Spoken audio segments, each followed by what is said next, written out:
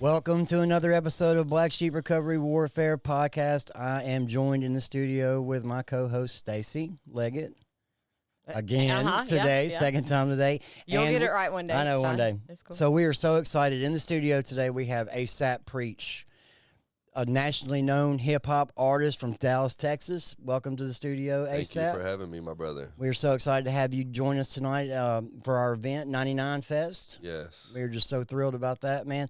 Good. Jumping right into it, man. I watched your documentary last week, and let me tell you, it was amazing, man. Thank you. I'm telling you, you got a powerful story, a powerful testimony. If you'd like to share just a piece of that and tell and maybe get into the idea of doing the documentary and how it came about. Yeah, sure. So I was in a place where I was dealing with some lack of creativity in my music, and I had a conversation with Rare Breed over the phone, and he really ministered to me and said something really profound where, you know, I was talking about, I don't know what I should do next. I was telling him about like my music, you know, because I've always been just dropping. Because when you're an artist and you want people, you don't want people to forget about your music and forget about that you're even out there. So you're always just grinding, right? And I've always been a grinder. Well, for a while I was just like lacking, or like, what do I do next? I don't want to do any music videos right now. And I said, God, just bless me with some creativity. That night, I ended up having a dream of me going back to the old apartment complex that I went to in my documentary. And in my apartment complex, I did not want to be there. But there were people in the apartment complex that were in my dream that were kind of crying out for help. They didn't know who I was, but I knew who I was. I was a Christian. I wanted to, you know, and I'm always really in real life like open to minister to anybody, right? But in my dream, I was just standoffish. Like I was just out of my element, right? I just, you know, because I don't live there no more. Yeah, because you're not that person Yeah, I'm anymore. not that person. But I woke up and I was like, Lord, why am I having this dream of going back here? And he's told me he wanted me to go back there. And I didn't know what he meant. And he started to share gave me the vision of doing a documentary and walking in the apartment complex and going back to minister to people through where I've been and, you know, where I grew up. And, bro, I literally laid in bed for about an hour, and God gave me every single, like, scene, the order of the documentary from the beginning of my life, and I started typing it all up on my notes. And he started showing me who needed to be in it, who I needed to reach out to, and not every single person that I thought of. Like I started to obviously throughout the next couple of days thinking about, Lord, who are you wanting me to have people in there, like other people, like God started giving me different visions throughout the process of doing this. It took about 2 months to do the documentary. But I grinded and I was so excited to get it done because and I didn't know why or what was going to happen when I released this documentary, but I was like, you know, I'm willing to put in all this work if it just ministers to one person, to be Amen. honest with you. Because, bro, I put like $30,000 of my own Wow. personal work into this thing. And we had some sponsors and everything. Shout out to them. But, bro, like throughout the process of me doing this documentary, I learned a lot about myself, to be honest. You know, from other people's perspective that I never, you know, because you're living in your own world. Everybody's living in their own world.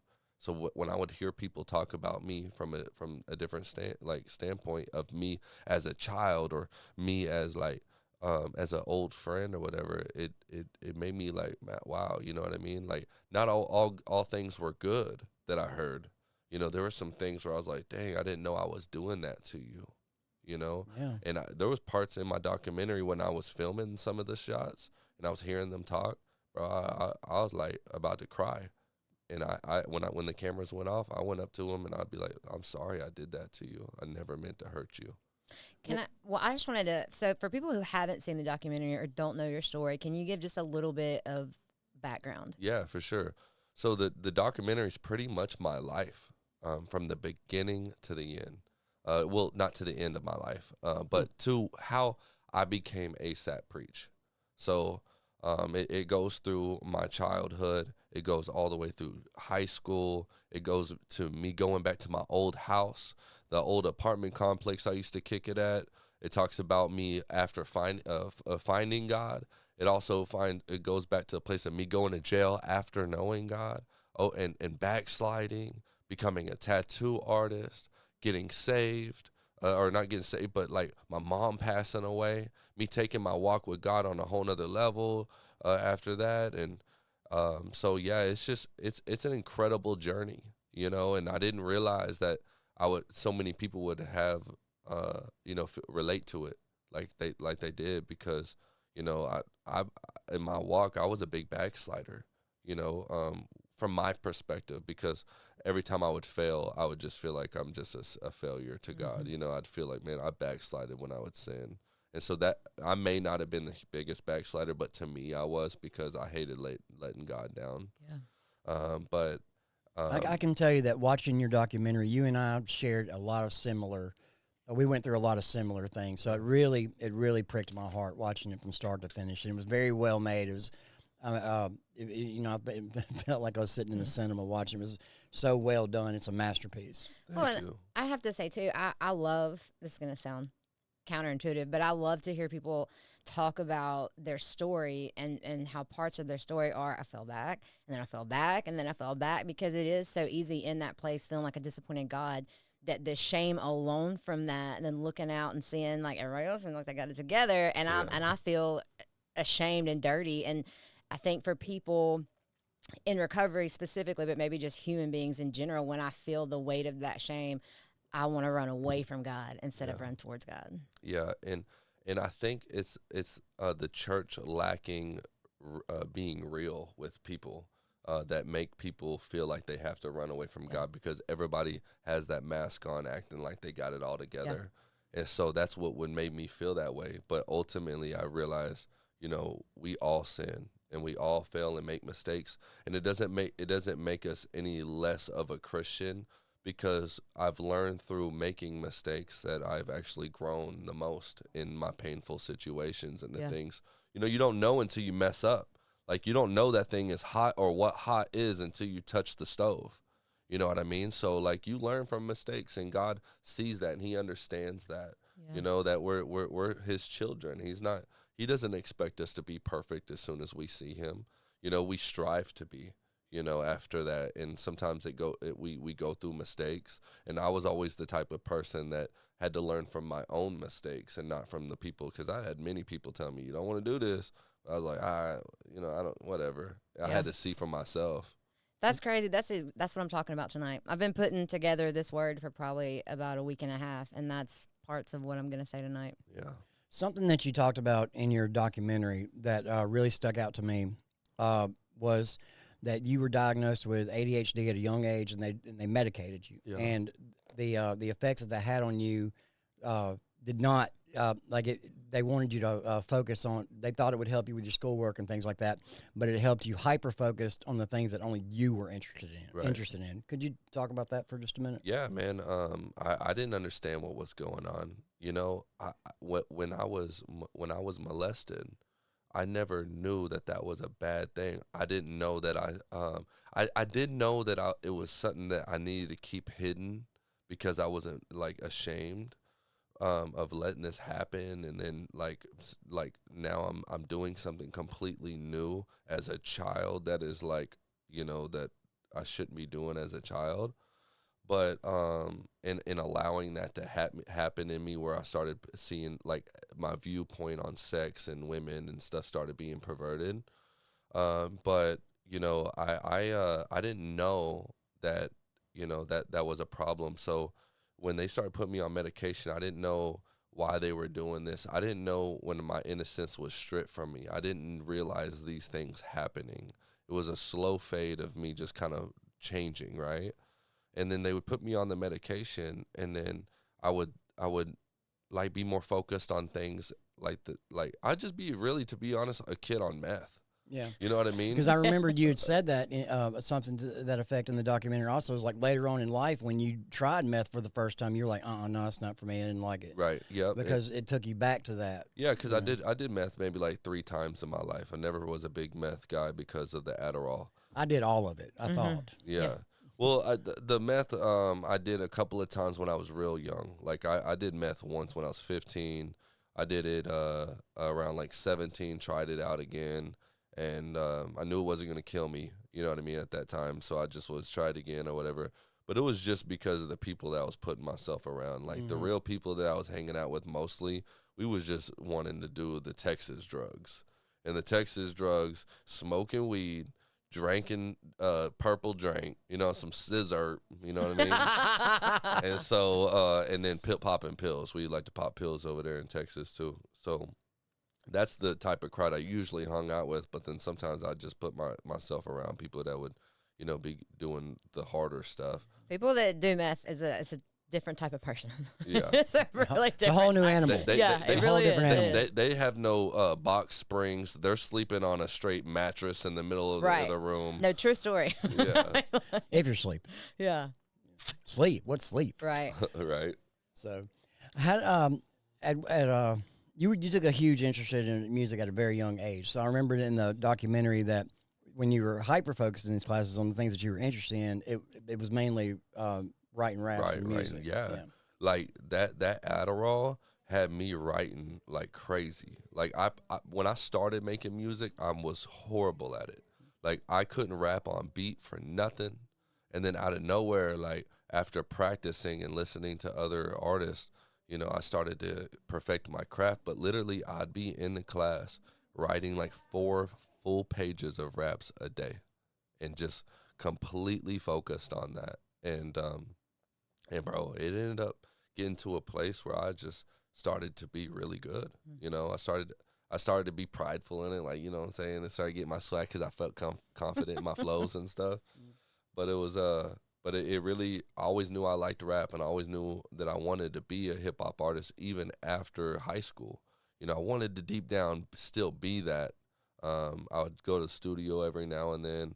But back in the day, I'm telling you, the studios are not like what these kids have it now. These kids are spoiled nowadays. They got these cameras that like for $800 that are like $20,000 cameras when I was growing up. You know, so like the quality and them having studios now, they got it good. Like I was literally with pantyhose and a little stick mic from like we had sitting on the desk that was a computer microphone. I put the pantyhose right in front of it, be rapping into that thing, completely distorted. But it'd be cool, you know what I mean? To like feel like I'm a studio. I could hear myself in the headphones, and you know. My first experience of actually going to somebody's house, he's like, yeah, I got a little studio. He makes little raps and stuff. I never recorded my music like that before. It was always when you put the little you get some paper, newspaper, and you wet it and you put it in the little cassette tapes, and then you press the record, and you can record over other people's cassette tapes. And so that's how I'd record, and I'd be able to rap into a little cassette tape recorder. But when I finally went to a studio and I was able to hear myself through the headphones, I was like, oh, I love this. I gotta do this. So I did it at the house and everything like that, and got good and started making some horrible music like I'll kill you, you know, at like 15, 14 years old. Oh, you were going that NWA route. Yeah, I like 50 Cent was like popping back then, you know what I mean? And so we was like, I got to be a gangster rapper at 15 years old, you know what I mean? Well, that's what I talked about with Redeemed. You know, it's just amazing what God is doing in the hip-hop Christian rap community. It's like, you know, from the time hip hop was birthed, it was straight up just violence and women and drugs, and now God has taken that and flipped it and is using it for His good and His will. I think it's just a wonderful thing. It's beautiful. Well, what's actually really cool is the first rapper in history is actually a Christian rapper. Really? Yeah, I did not know that. The first rapper in history. Who is the first rapper? I don't even know. I'm making all this up. No, I'm not making it up. I was like, I don't even know who the first rapper is. You know, TikTok, they can go through the history and find stuff out sometimes. Sure, yeah. I found out on TikTok is actually, and they showed a video of the first rapper with the date and everything. It was an old video, and he actually is a Christian rapper. So it's crazy. So you weren't making it up. So it's crazy how something that God can create and the enemy perverts. You know what I mean? Yep. Something that we were created to do, and a tool that God already created for us, and then the enemy. That's what the enemy does, man. It's like God has created everything, and the devil can't create anything. but the devil can pervert anything that God creates. Yeah. That's the only thing he can do. So I mean, anyway, moving forward, how did you how did you segue into Christian hip hop? Okay. So as soon as I got saved, and if you go back to the documentary and I opened up that Bible and, I found God in my jail cell, I left the jail cell already knowing I'm a different person in the inside. I didn't know how to really transition from the streets to God, but I knew who I belonged to, and I knew that I was saved at that point, right? And I knew I didn't want to do all the things that some things that I was doing. And I've always been somebody that's, real in his music to an extent. If I talked about me killing you, I really probably meant it in my heart. I had some anger issues in my heart. I really wanted to do these things. Or if I was like, I get girls. Yeah, I'm chasing these girls. Yeah. I was always someone real in my music. So when I got saved, I knew I couldn't be fake and try to live that lifestyle. I wanted to tell people about the hope that I just now received. And so right away, bro, I didn't go and start making an album right away or anything, but I did find studios and begin to write my own Christian music from that point on, no cussing or anything like that. And so it was an easy transition for me to switch right over to Christian music because I wanted to, and I didn't even know there was Christian rap. This was back in the day, 2007, but I found out there was Christian rap, through the social media and everything after that with Lecrae and stuff. He was popping back then. But I didn't know there was Christian rap, but when I started doing it, I was like, oh, cool, there's more people like me out here. I like this, you know what I mean? And so it was cool to know that I wasn't alone, in that too. Yeah. Well, one thing that I'm thinking about, so I'm a therapist, and so there was something that you mentioned that I've been over here just really curious about, and so I work with substance abuse. Yeah. Also in recovery myself, and 99.999% of my clients have been through trauma, and a lot of that trauma happens in early childhood, and so for a lot of them, I think the belief is that just let enough time pass, and I won't deal with that anymore. It won't be something that continues to harm me or creep into my relationships or create a desire in me to escape through drugs and alcohol. But one of the things I know personally and professionally is that time doesn't heal all wounds. And so you mentioned early in your story about the sexual abuse, and so I'm curious if you ever how did you overcome that? So I overcome it. Overcame it. I was just gonna let it ride. It's good. It's okay. I wasn't gonna say anything. I didn't graduate. We all dummies in here, guys. We just know God. Jesus Bless is a smart person in us. I know. I totally just blanked out a minute ago. I went completely. Yeah, he was like, "You just go." Yeah. All right, you say so. The espresso's kicking in or trying to. No, but cool. Listen. So when I said, bro, you made me freaking lose my thought, bro. How did you overcome? Yeah. So look, when I realized, why am I dealing with pornography? I realized what is the root cause of this? Why? Mm-hmm. How I've been doing this for so long. When did this start? And I realized the root cause of it. Yeah. And I realized, dang, this is the root cause, and I confessed it to somebody for once. Yeah. And I told somebody, and it was right then and there when we were just talking about it, and something was liberating when I confessed it and brought it into the light. Yeah. That I was like, okay, this is part of my testimony, and I'm still a little ashamed. Should I even bring this up? And I kind of over time I started to get comfortable sharing it more often, and now I don't even care. I'll just let anybody know. But once I realized who I belonged to, Christ, and I knew what the sin was doing to me, when it came to, I know you're talking about how I overcame, the sexual abuse and everything, but that was easy for me to already forgive myself with. I forgave myself. I forgave the person that offended me, but I still was dealing with something that continued to sin towards God. And so for me to have to overcome that whole situation was, I had to hate it. I had to hate porn. I had to hate the addiction behind it, and I had to realize what this thing was doing to me, what it was doing to my friendships, what I was doing to God, and how I was allowing the sin in my life to affect my attitude, you know, because it would drain you, would make you feel so horrible inside when you do it. And I had to hate it, because if you love it, you're gonna run back to it, Right. you know. And if you hate it, then you can stay away from it. But also knowing who I belong to. So you know how the scripture says in James 4:7, submit to God, resist the devil, and he shall flee. So once you know who you are and you belong to, when you hear these other thoughts in your head, and you're like, okay, why don't you watch that? Your wife left. Bust out the phone. Oh, why don't you like that picture right there? You know what I'm saying? Oh, she messaged you. Why don't you flirt back, type of thing? You know what I mean? Just little things like that. Once I realized that's not who I am no more, then I was able to distinguish that this voice is not from God.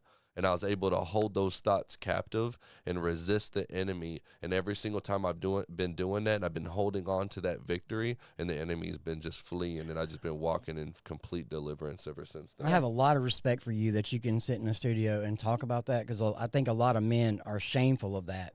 And you and I share that same testimony, because when I was about, I guess, around 11 or 12 years old, I discovered my uncle's trunk of porn. And I'm Gen X, you know, back in the 90s. So back then it wasn't like it is now. It's like VHS tapes and magazines. Yeah. And I can tell you from that point, and it didn't, you know, from that point, I had an unrealistic expectation about sex for decades. And it didn't, you know, also what formed in me in that was like I had two siblings, an older sister and a younger sister, and they all the time had their friends spend the night. So, you know, things happen. But going forward, even up into, especially when you end up on drugs, especially methamphetamine, it intensifies that with the pornography and the sexual addiction and all those other things. And, you know, for you to sit here in a studio in front of, you know, thousands of people and followers and things like that and say that, it takes a lot of courage to do that, you know, to talk about that kind of thing. And I applaud you for that. Amen.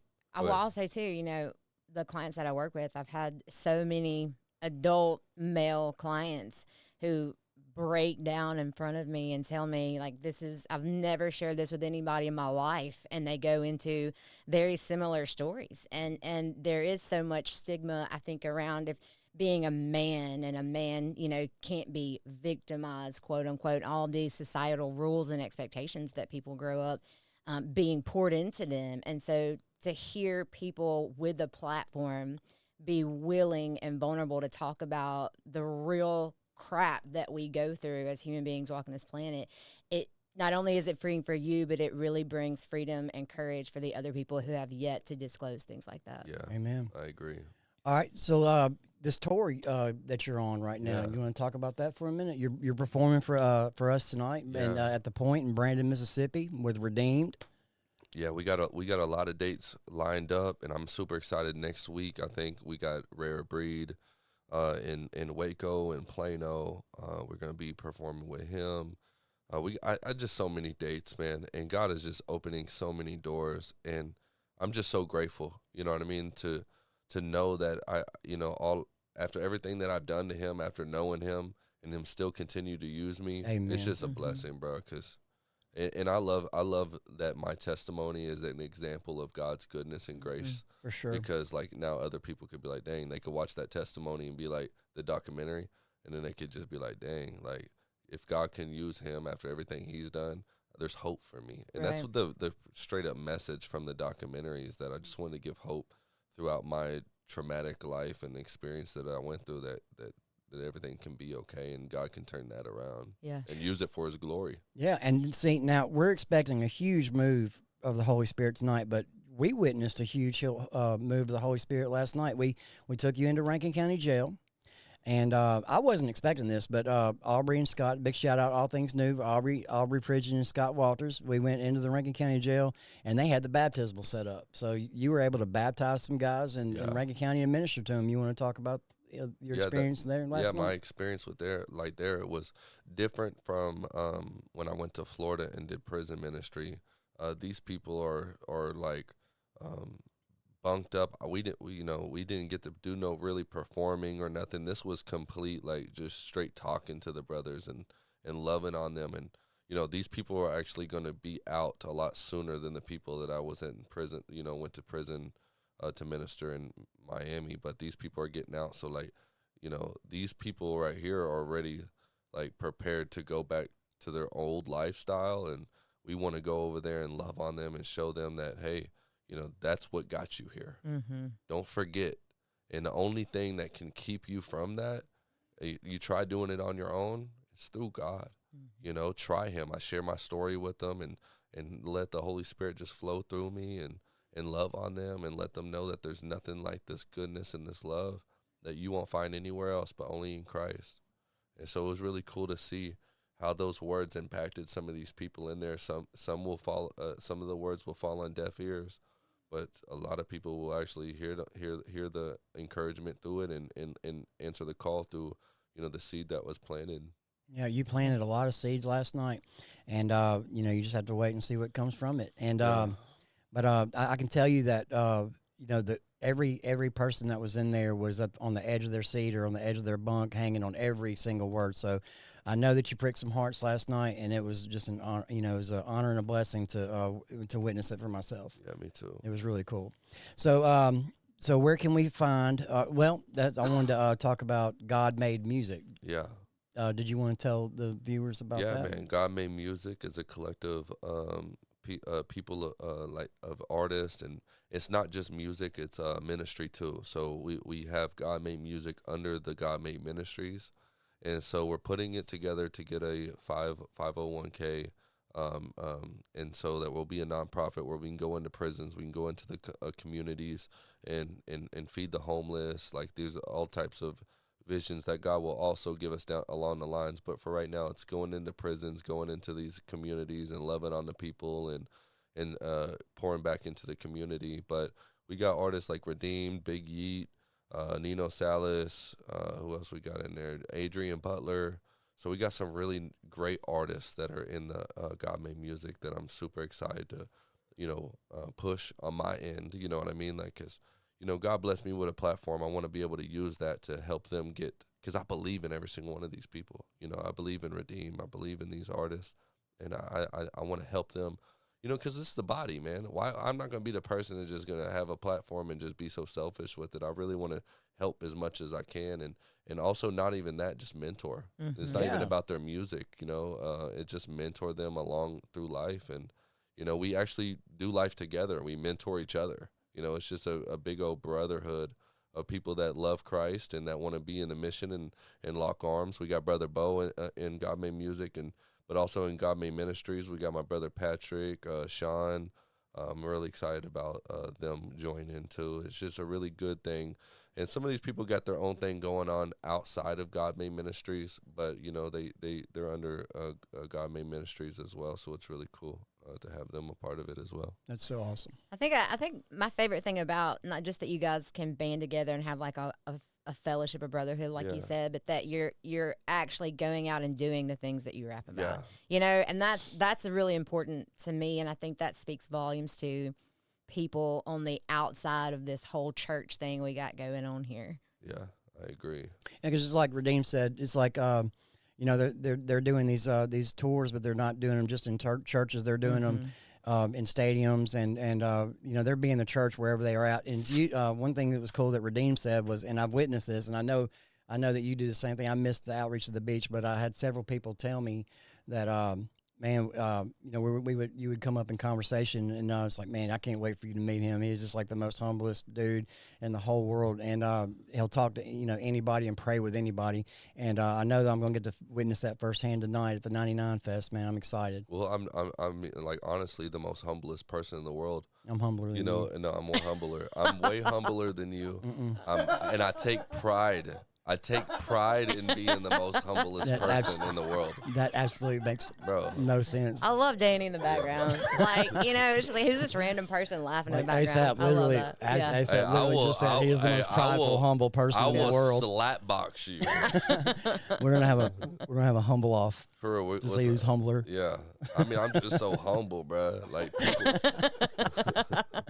No, it was really cool because one of my guests a couple weeks ago, Joey Nash, man, he caught you at Outreach to the Beach, and he told me that you took a good 30 minutes just talking to him and his Oh, wife, yeah. and they're going to be there tonight. So Great. they said, man, he was just the most down to earth, humblest person, and I know that the other Christian hip hop rappers are like that because at Crawfish for Christ and the Concert for Hope over in Philadelphia, you know, these guys are literally out in the crowd walking around and praying for people, and these guys' wives. Yeah. And, you know, they got their children with them, and they are very much involved with the crowd. It's beautiful. Yeah. So Yeah, I love people. Like I genuinely I tolerate them. I am a Yeah. people pleaser. Well, People don't like to hear that, but I really am. You know, I'm a God pleaser first, but God pleased people. He served people.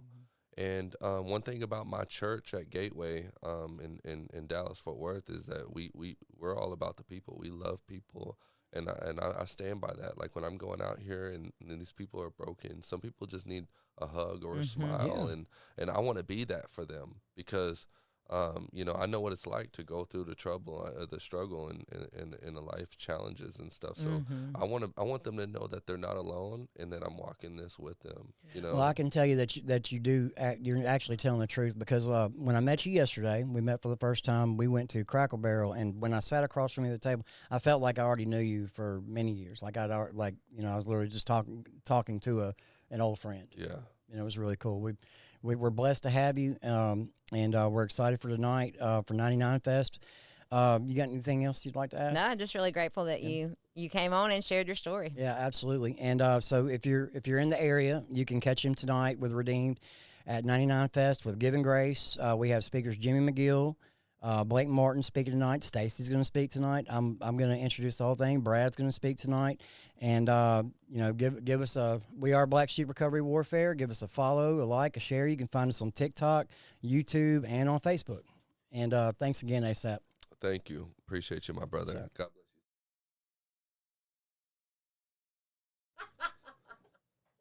Right in the middle of talking.